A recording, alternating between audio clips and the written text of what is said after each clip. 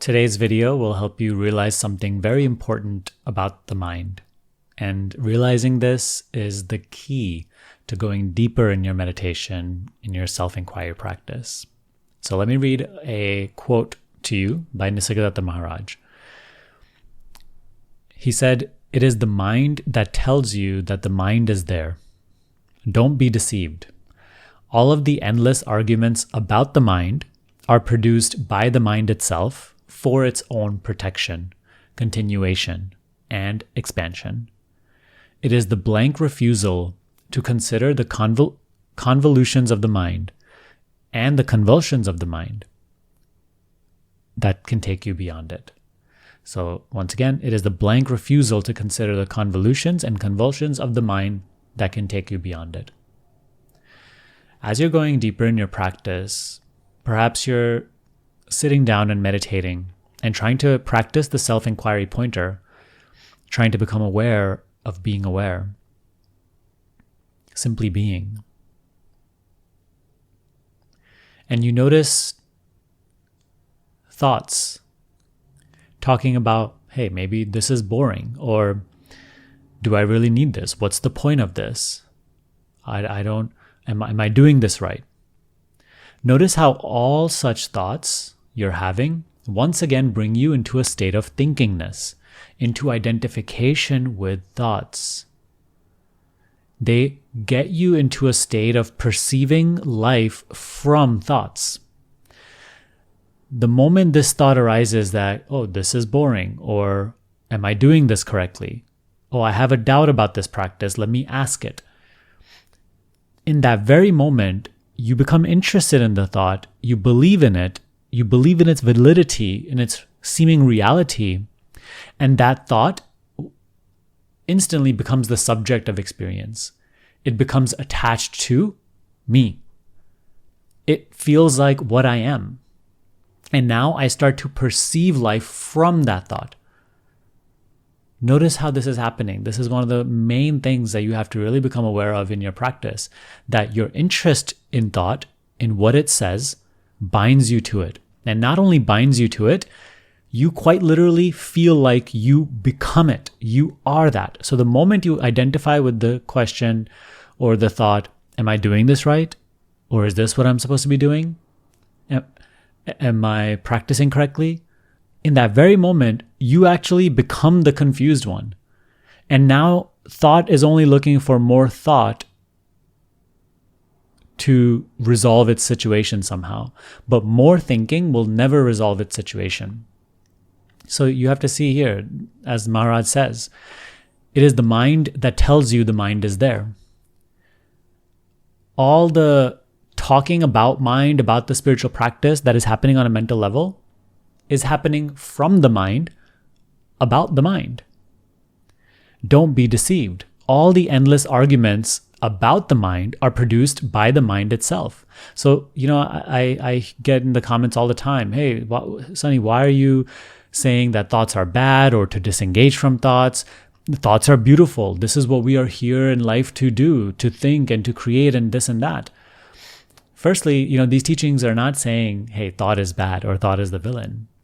But in order to understand yourself, in order to realize who you truly are beyond just this mind-body persona that you appear to be, you have to go beyond thinking, because thinking will keep you in concepts. It will veil the understanding of your true nature. So we don't disengage from thoughts because thoughts are bad.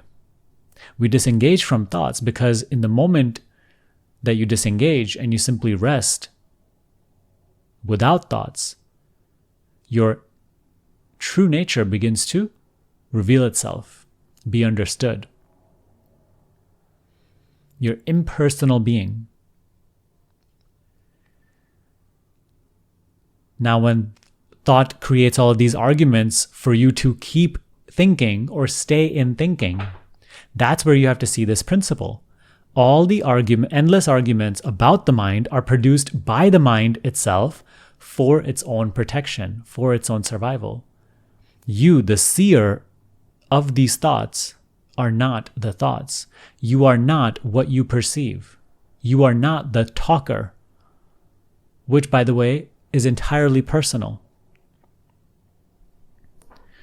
So I have this question here by Christina. She said, "Thank you, Sunny, for all your work. My question is, what about boredom in spirituality? Often I find it boring to be present in certain situations. My mind says it would be more entertaining to think something." What is telling you that? And exactly what is listening? Who are you that listens? You, that which listens, are you yourself thinking? That which arises and says, "Oh, it would be much more interesting to think something," is itself a thought making a case, pleading a case on behalf of the perpetuation of more thinking. You are not that.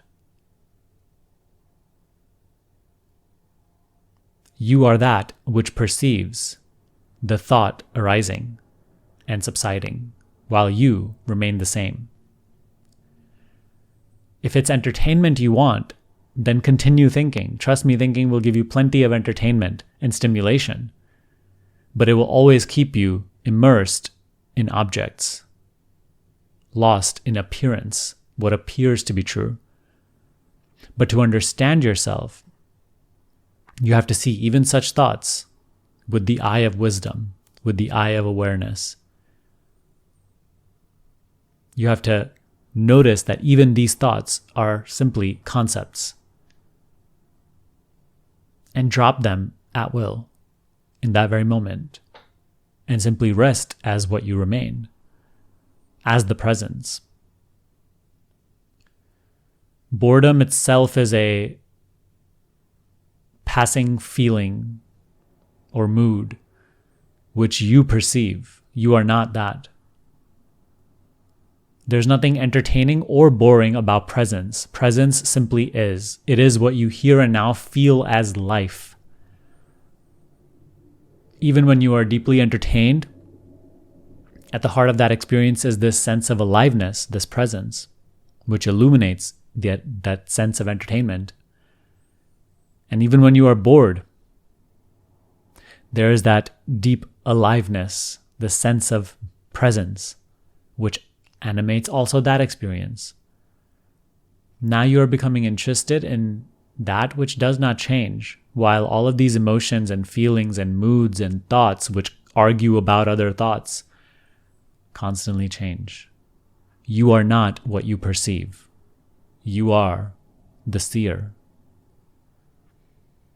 In learning to lose interest in what you perceive, in what you are aware of, you start to abide as, grow in the recognition of, you, the seer, the self that is the seer. Now, in regards to the second aspect of this question, you said, here's the next question. Is it possible to think consciously? Let's say something positive. Thinking consciously is also an illusion. Of course, first thing in your practice, you have to see how spontaneously, without your choosing, thoughts are happening. And if you've never done this exercise before, then please do this with me right now. Close your eyes and try to choose your next thought.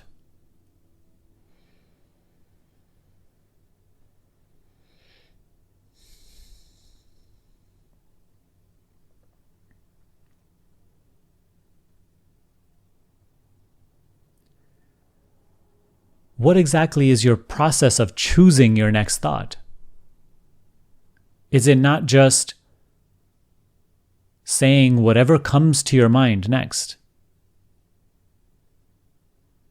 To make this even easier for you to notice, close your eyes and try to think nothing. Literally, choose to think nothing.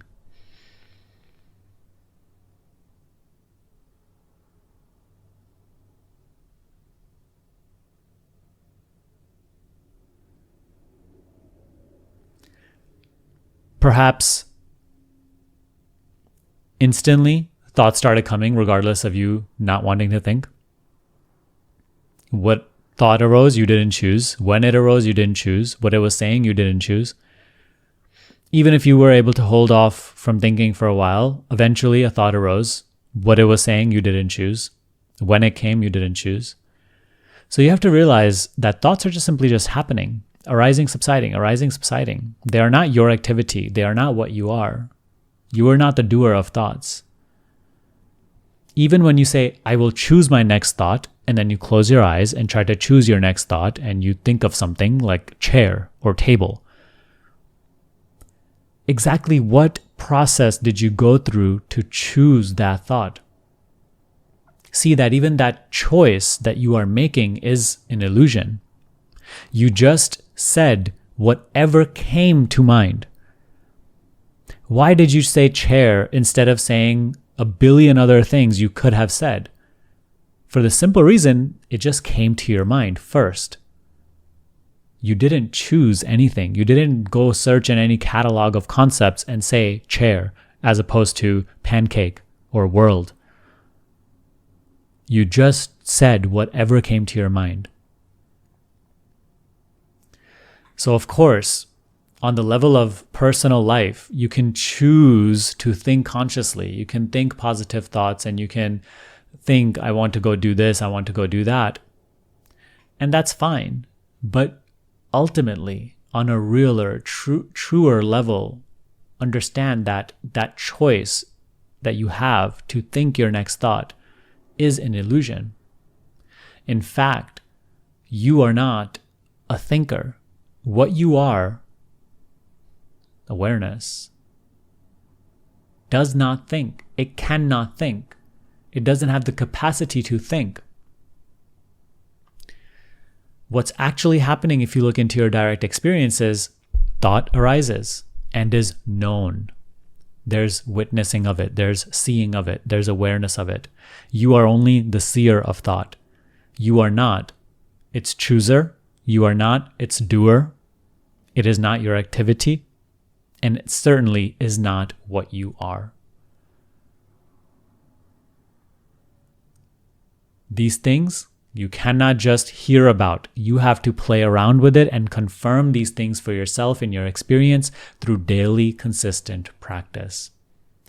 This is the way to dissolve mind identification. To go beyond the mind, you must stop being so interested in what the mind says and start to be more alert to the mind. Start to be more aware of its tricks and cunning little webs that it spins around you. And for that, your daily meditation practice is very necessary. If you're looking to get serious about your practice, I have two resources that will really help you. One is my self-inquiry guide, which you can download for free in the description box below. It will guide you through how to practice and go deeper. And if you want to really become serious and consistent with your practice, and you want to work with me in doing so, you can learn more about our School of Awakening, in which you get a day-to-day structure on how to implement these teachings. You get community, you get support, you get Q&A calls. It's a wonderful program where you can learn how to go deeper into this teaching step by step in experience. So I'll link that down below as well. What questions do you have on what we covered today? Post them in the comment section below. I try to answer as many as I can, and some questions I choose for future videos like this. So I hope that today's video brought you great value and helped you in your practice. Please confirm these things for yourself and practice, practice, practice. I will see you next time.